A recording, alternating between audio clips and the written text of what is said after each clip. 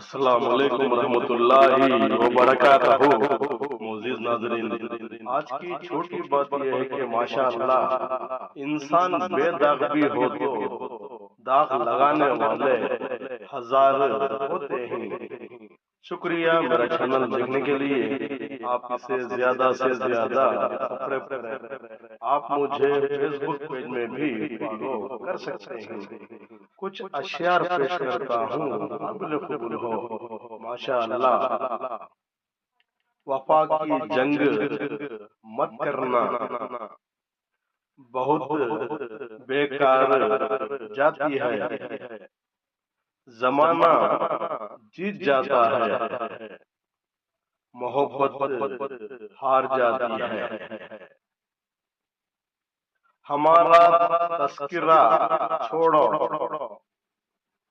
हम ऐसे लोग हैं जिनको नफरत कुछ नहीं करती, मोहब्बत मार जाती है। तुझसे इश्क हो गया, अब खसारा कैसा। दरियाए इश्क में जो उतर गए, अब किनारा ऐसा। एक बार तेरे हो गए तो बस हो गए। रोज करना, रोज करना क्या इस्तिखारा कैसा।